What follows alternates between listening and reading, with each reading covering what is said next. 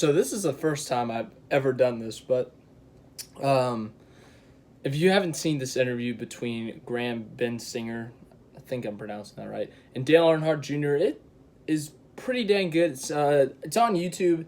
It's 19 different videos, episodes, if you will. That's what I titled them as. So I basically did a recap of all of them, and then I got all of them. Some of them are short, like 30 seconds, and then some of them are 13, 14 minutes long. So I wrote down what I thought was important about it. So I'll touch on some stuff briefly, like I'll just say, hey, he said this, moving on. But then there's some stuff I will try to go into more detail of what I liked about the interview and what it showed of Dale Earnhardt Jr. and both Graham Bensinger, just both of them. But yeah, so in these series, this one giant interview that got probably split up,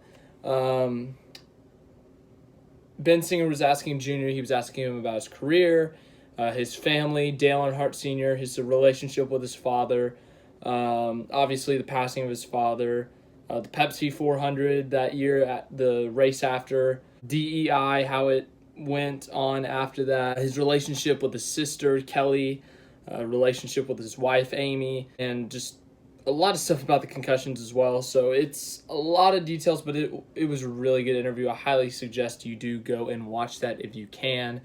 After this, or if you want to go watch that and then watch this, I'm all good. I just really want you guys to watch that, but I just want to give you my thoughts on it, what I thought was interesting. So let's dive into it. First part of it.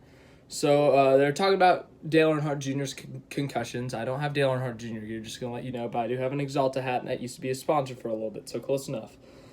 So Dale, the quote he used was he felt like he got his bell rung, and he didn't really talk to anyone about concussions. No one really did that, is how he described it. He said, like, he described it as, okay, you hit your head a lot in the car, yes, but you usually get up, you're off for a couple minutes, and then you're fine. Like, get over it, that kind of thing. So it's kind of like toughing through it. We'll talk about it later in this. He gives a little more description of why drivers do that. But in California, I think it was California, he referred to a crash like a shotgun going off next to me. So that gives you the feeling. That's a pretty loud feeling. It kind of messes with your head. You're kind of like, oh, what is this ringing kind of thing.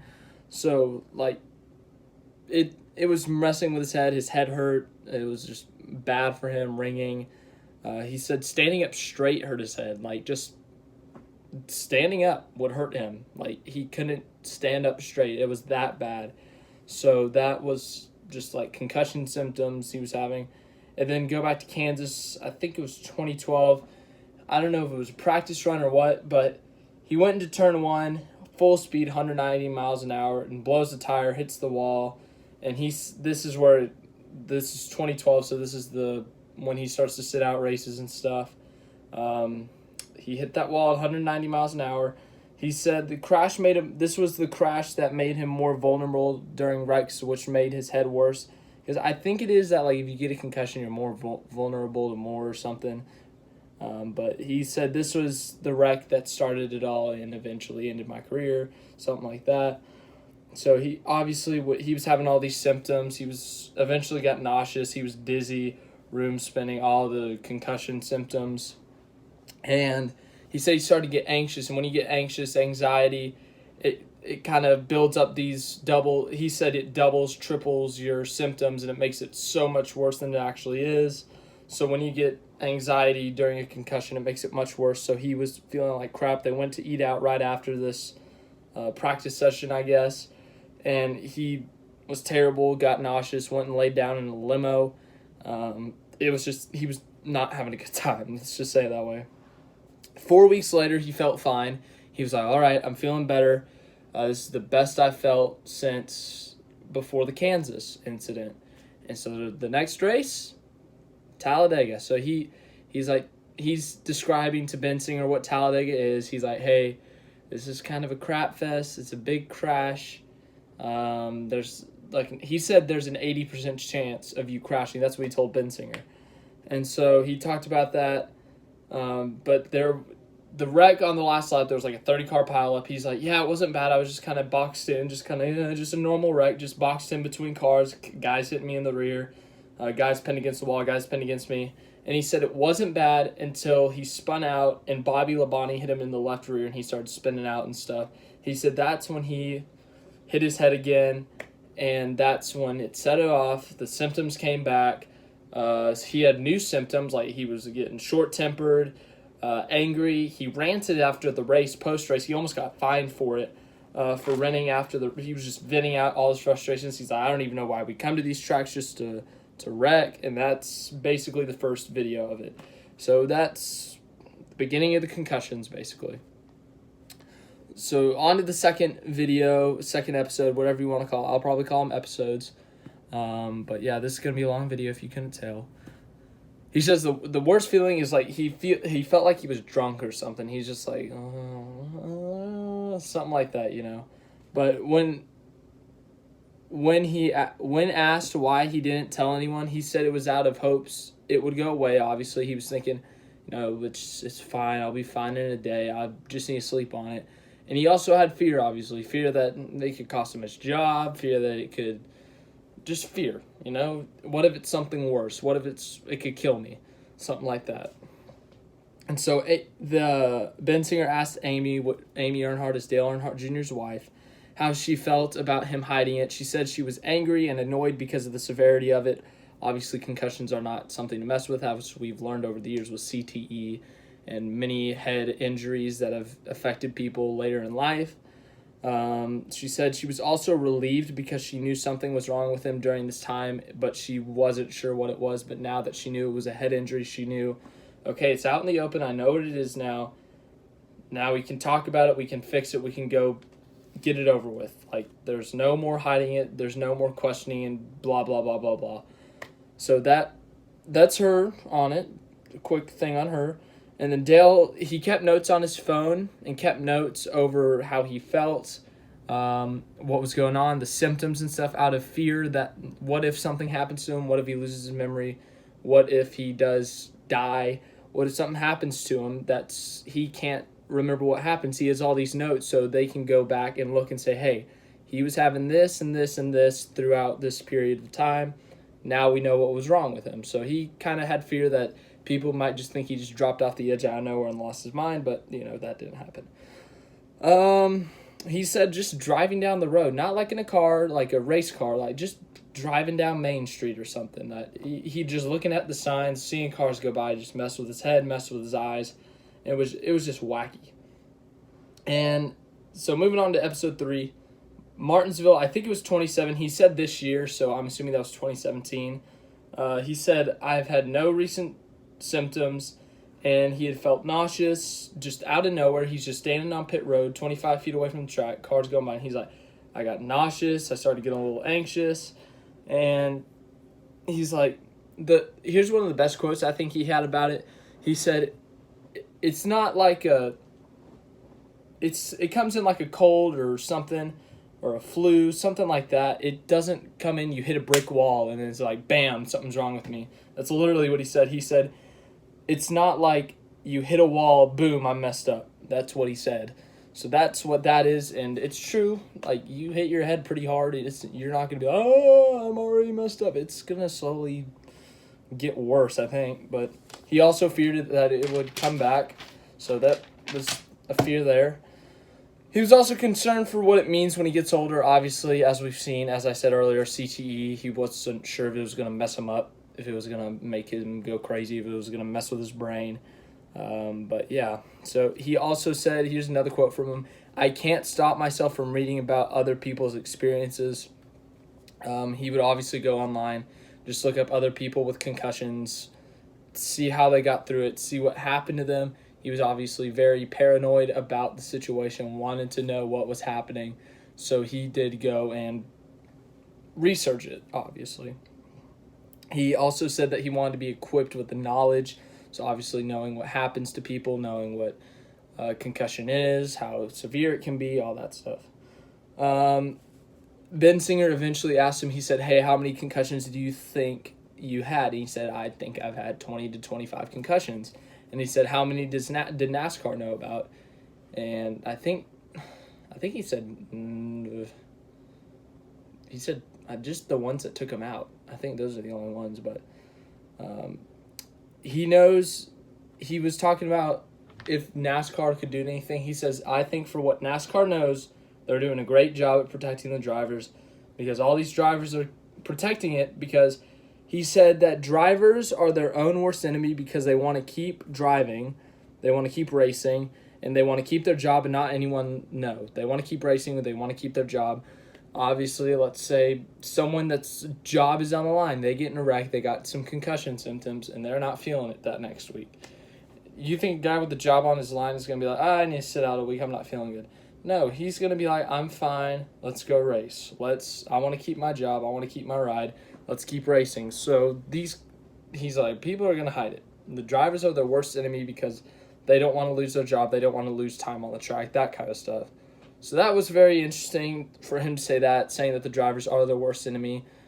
He's not calling anyone out. He's not saying the drivers are dumb. He's just saying it's a real threat that if you get hurt, owners might say, hey, this is not good. We might need a different driver. So it's a legitimate concern that they should have. So drivers, that doesn't surprise me. After hearing it and thinking about it, it doesn't surprise me. But definitely an issue that needs to be dealt with. Episode 4 was just a tour of Dale Earnhardt Jr.'s property. I don't want to go into detail of that. You can go check it out yourself. I can't really describe it. You can go check it out yourself. Shows a garage, some little town, an outhouse, that fun stuff. Episode 5, he talked about his father. To quote on his father, he said he was a hard person to impress, as you'd imagine. So obviously, Dale Sr., pretty tough person to impress. And then he also said Senior was disappointed with Junior during his childhood, that he wasn't wanting to be in a race shop, just working on cars as a kid, because I'm guessing that's what Senior did. But Dale Jr. said, I just wanted to go outside and play with my friends. I didn't really want to go in the shop with Dad and mess with cars and all that stuff. So Junior obviously wasn't as into racing as his father was as a child. He was definitely very different. We'll touch on that later. But Dale Earnhardt Jr., obviously a very different person than his father. But I thought that was interesting as well. And it goes back more into his childhood. He said that his dad had lots of trips. He would go on hunting trips. He would go on whatever trips, but Junior didn't necessarily go. And he said that he really never had a real relationship with his father until he started racing. And so I thought that was interesting. I've never heard that before. Obviously, Dale Earnhardt Sr. was a tough man to please, as he said, and he was a busy man, so it was difficult. And it's late in the video. I'll talk about it. Actually, nope, just kidding. It's the notes right here. Just kidding. It's like any second. But Dale Earnhardt Sr. Jr. was talking about. He's like, yeah, my dad missed a lot of stuff. He never went to any of my games. He never went to any of this. He missed my high school graduation. So I thought it's like, oof. But Dale Earnhardt Jr. did say he wishes that his dad was still here to see his daughter. What's his daughter's name? It's like Isla or something. I think it's something like that. But he says he changed. He was a changed man before he died. He had changed a lot since Dale Jr.'s childhood, and that he's not the kind of guy that would miss a graduation, you know. But Kelly, his sister, said they never ate like a family dinner. That wasn't a normal thing. They would usually just go eat alone at dinner and stuff. So it was just like it's because of Dale's job, obviously. Every week he has to be out and go race and stuff. So they understood it. It's not like they were mad at him, holding a grudge against him. They knew he was going and making a name for himself. And that's what Kelly said. She said when she and Dale were kids, their father had different priorities, like making a name for himself, like going out and making a name for himself, making money, winning races. He was trying to build up his name and trying to become popular, trying to make money for his family, obviously. So he put a roof over their heads, food on the table, that kind of stuff. He was trying to do that, and that involved him not being there. So it's pretty difficult, obviously, when he's trying to make stuff happen. But when Taylor, which is Dale's youngest daughter, with his third wife, I believe, Teresa, I think. Maybe it was the second wife. I haven't done the research on it, to be honest. But when she was born, when she was a child, Dale had already made a name for himself. He He was popular. He'd won championships at this point. So he was a little more, he could be there more for his family, for his daughter. By this time, his other kids were grown up, obviously. So he had more time to spend with this other daughter because of he had succeeded more money, more time on his hands that he could spend with his family. So that was good. That Dale obviously improved once he was able to have that success. Episode 6, this is the Pepsi 400. Dale Jr. said that there was always an off week before the Pepsi 400, and he said that the week before, he snuck like 6 to 8 of his friends into the track. They went in a car, just driving around the track and stuff. They stopped at the start-finish line. They're like, oh, take some pictures. Yeah, woohoo, we're in Daytona. Obviously they went through 1 and 2. They got stopped on the back stretch by some security guard, I guess. He said, what are you doing here? And Dale Jr.'s like, my name's Dale Earnhardt Jr. I live here. He didn't say that, but he's like, yeah, we just want to finish our lap and then we'll get out of here. So they're like, yeah, okay. And Jr. said that up to that point, he had not thought about his father passing and that kind of stuff. And they went through 3 and 4, and Dale Jr. stopped in turn 4, and he's like, yep, that's where Dad died. That's where his life was taken away. And that's where it happened. And it was just kind of silent in the car. Everyone was like, that's sad. And Dale Jr.'s like, I kind of need a moment. He just stood there. He stopped. He just kind of looked at it. And what he said in the interview is that he stopped, and he said there were 2 ways he could go with this. He could look at Daytona and say, look, I never want to be a part of this again. I never want to come back to this place. Write this place off the map of the earth. I'm never coming back. I never want to touch it. I never want to see it. I never want to have anything to do with it. Or I can embrace the fact that this is where my father died and just move on with it, basically. And so obviously he took the second route. So he said he is cool with it. Obviously and then talking about the Pepsi 400, obviously that year he won the race. He said it felt like a dream, and said he couldn't have written a better storyline. But another thing he talked about later in this episode when talking about his father, he wrote an article for NASCAR.com, and he said it was about his dad, how much, I think it was just about his dad, what he thought of his dad and stuff. And Senior, he thought that Senior would just kind of laugh it off or something. But he said that his dad loved it, and that he was like, he almost thought about not reading it to him, but he said, looking back on it, he's very glad that he did read that to his father, knowing that Senior knew how he felt about him, that Dale Senior had heard how he felt about his father, and that his father died knowing that, obviously. So he said that's like a little inner peace for him. So after his father's death in episode 7, Dale Earnhardt Jr. said that he had a weird feeling of independence and that he wasn't comfortable with it. He says that when asked about DEI, he said that they were sticking on we're doing it for Dale, we're going to push through this for Dale kind of thing, for Dale Sr., obviously. He said that lasted for about 4 to 5 years. Then personnel changes started to happen. All those people with the mentality of, let's do it for Dale, they were leaving or they were gone. And so his contract, Dale Jr.'s contract, was about to be up. Budweiser's contract was about to be up with DEI. And so it was not looking too good for DEI. And then Dale, trigger warning, I'm going to say the name. Please don't attack me. Teresa. Dale Earnhardt Jr., he talked about Teresa a little bit.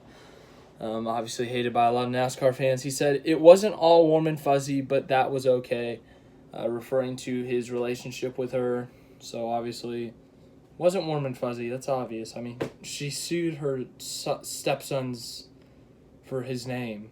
That's pretty messed up. But whatever. That's all I really took out of that. Go watch it yourself, as I said. And then Kelly on Teresa, she said it was pretty much the way she wanted it, or that was it. So obviously Teresa kind of held a strict hold on the company.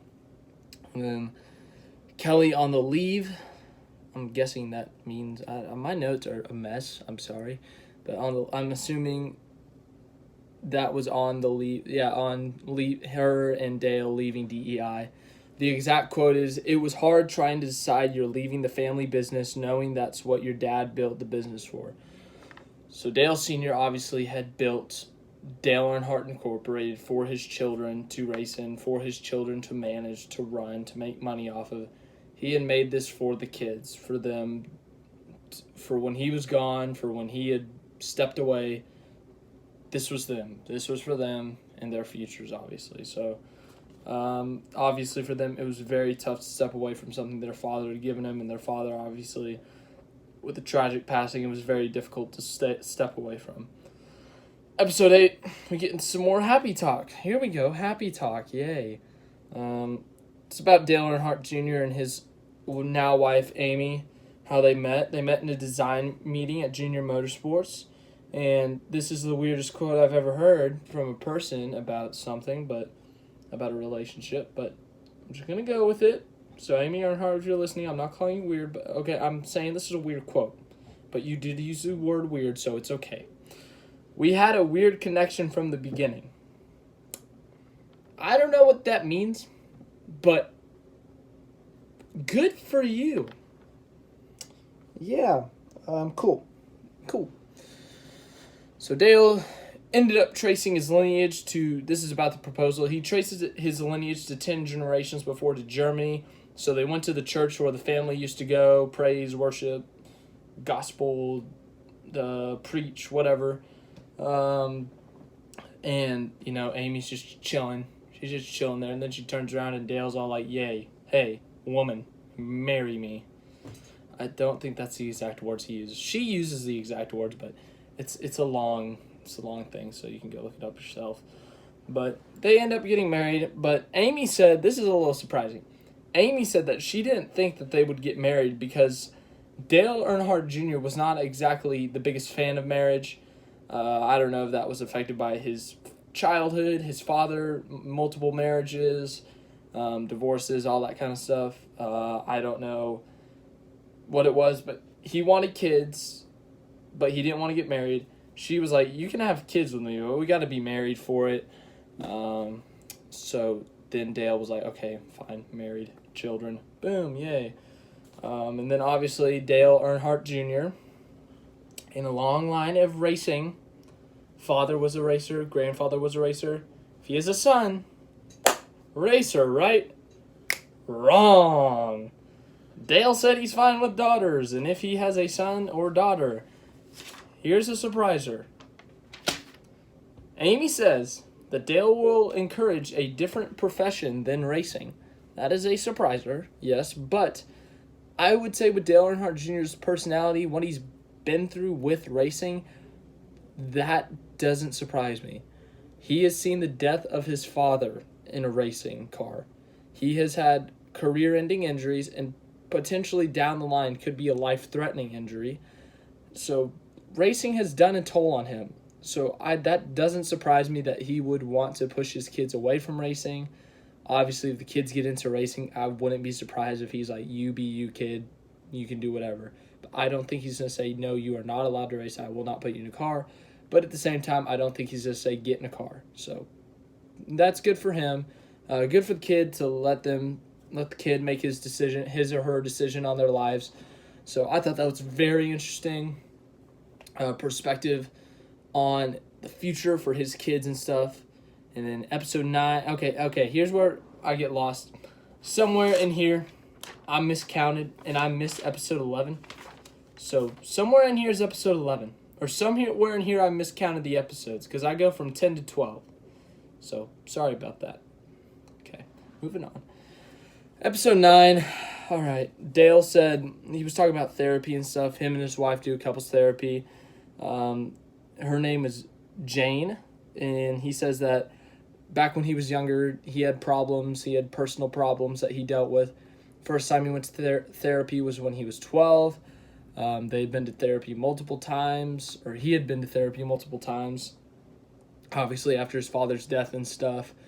And so he had been to it before. He knew what to expect, and the couples therapy helped basically save their relationship, him and Amy's relationship, and that he learned in that he matured more through it, and that he learned that he was being a child through it, and because he'd said there would be like the smallest disagreement, and Dale would be like, blah, blah, blah, blah, something childish. I don't know what the thing about, but So Jane helped him get rid of his childish ways. Alright, these last few episodes are also very much shorter, so this last part will be quicker. I know it's been like 20 minutes already, but bear with me. And then you can go watch it, or if you've already watched it, you're seeing my thoughts on it, so you can put your thoughts in the comments on it.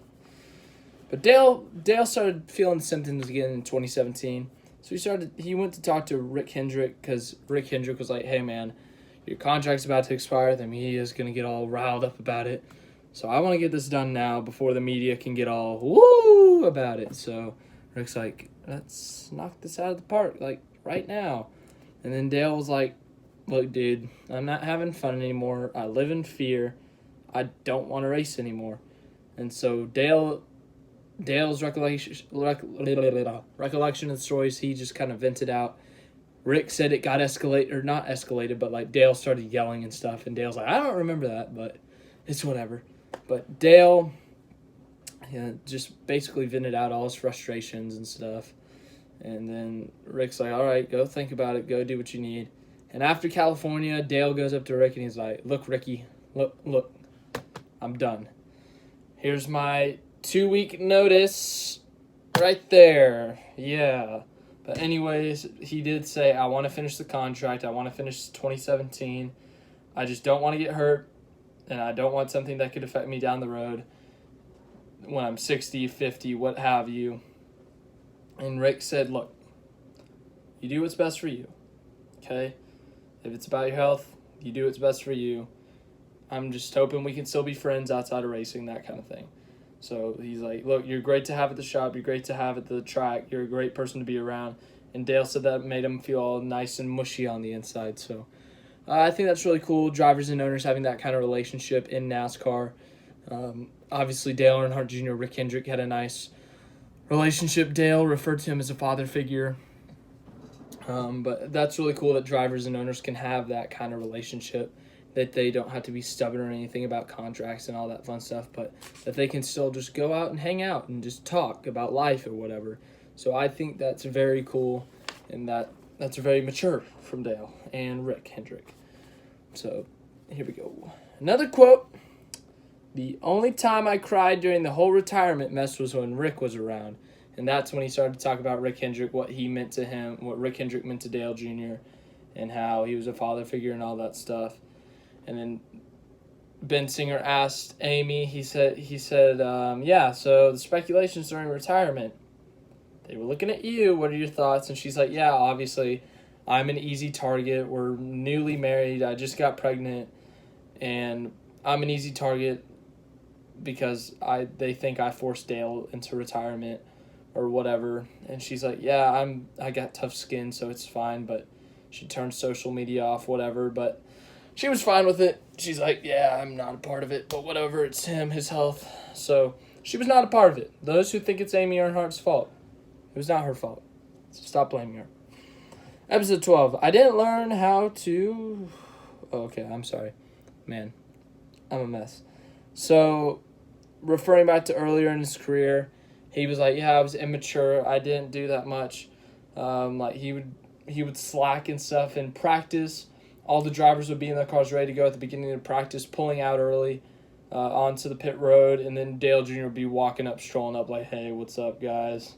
When does practice start? So, like, I think the example he used, he's like, guys would be strapped into their cars, getting ready to fire the engines with 8 minutes till practice, and I would be walking from my hauler to the track. I was behind, I was slacker, I was immature, young. I didn't care about it. I cared about playing a game of Madden. That's literally what he said.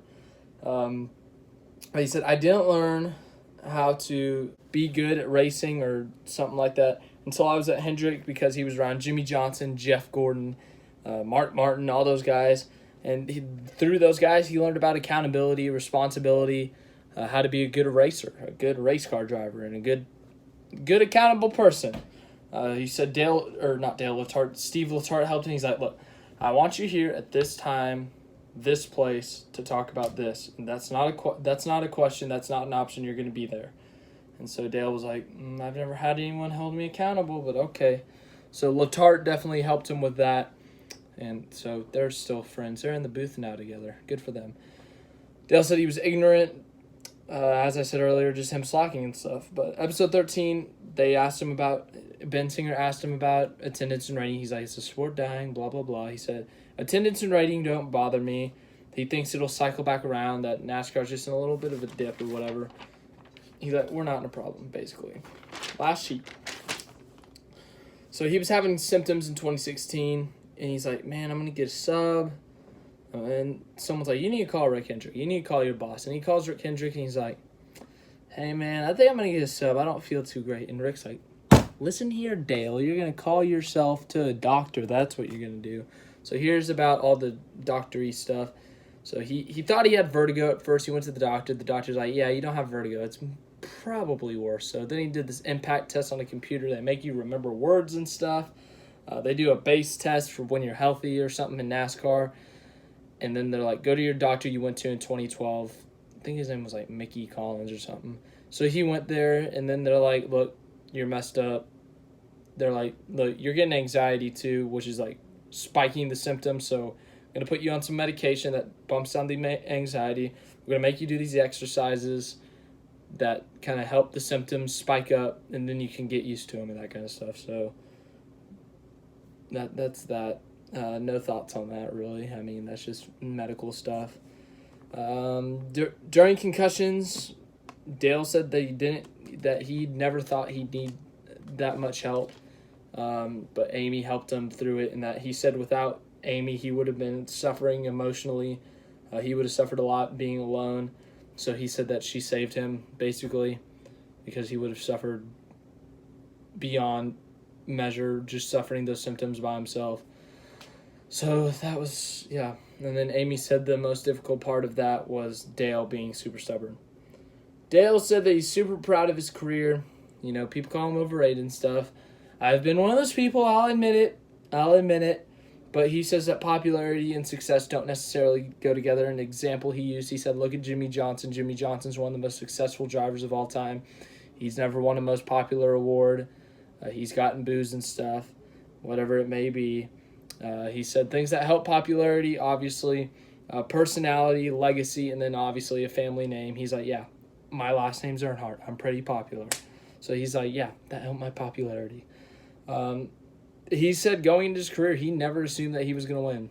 That's something I don't think I've ever heard, especially from a guy like him, because he was favored. He was a favorite a lot. When it came to those plate tracks, he was a favorite. 2014, when he was having a great year, he was a favorite. So the fact that he said he was surprised when he won, that he would celebrate like he had never won. So that was a surprise to me, in my opinion. I had never heard that from him. I've never heard that from any other driver, but that surprised me, especially with a guy who's had as much success as he has had in his career, winning Xfinity championships, cup races, big cup races like the Daytona 500. That was surprising. So when he was talking about the booth, Bensinger was asking him, he's like, yeah, what's the booth like? What's it like, man? He's like, at first you're nervous, but after a few minutes, just talking with friends and that kind of stuff, just trying to, he's like, one of the things he's like, yeah, you're trying to find things first. If there's a crash in turn 4, if a guy's off pace, if a guy comes down pit road early, you're trying to be the first one to figure it out. You're like, oh, something over there, I found first, that kind of thing, you know? But I thought that was really interesting. I thought that was really cool. But yeah, he said how it got started was 2016. He called an Xfinity race, and then later in the year when his head was getting better and stuff, at a couple of the cup races, he helped call. And they were like, dude, you're doing pretty good at this. Once you're done, you should probably do this. So he eventually did it. He said something that made taking the NBC job made it much easier was that it was the second half of the year, so he had time to kind of just chill, that kind of thing. But yeah, episode 18. This is the last episode, or second to last episode. Kelly tours the office, talks to Junior Motorsports 1990s. She was like, yeah. Bensinger was like, what if you were a driver? What would that be like, that kind of thing? And she's like, well, back in the 90s and stuff, it was definitely a male-dominated sport. That's a fact. I'm not trying to be controversial. That's a fact. Look it up. So it was like, oh, Kelly's here. We can't do this anymore. We can't talk about this anymore. So her being a female around a bunch of males was kind of like, it was different. It was definitely different, something they hadn't seen before. And then obviously when they picked up Danica at Junior Motorsports, she thought That was very important for the sport because she obviously had wanted to be a driver. She wishes she could have done it, but if something happened, like she's like, yeah, I would have loved to do it, but obviously not everything comes true. But she's like, if I had to go back, I wouldn't change it because it worked out how it is. So good for her. Happy for her. Kelly Earnhardt Miller. Good for her. And then the last one is about the Redskins. I'm a Cowboys fan, so that was like a crappy way to end it. But whatever. It's just stuff from Alex Smith back before he ripped his leg up. I feel bad for that guy. But yeah, and he answered the questions correctly about the Redskins. So yeah, that was a long video about Dale Earnhardt Jr. and Graham Bensinger's interview with him. So I thought it was a very interesting interview. So if you have not checked it out by this point, you need to go check it out. It was very interesting. I absolutely loved it.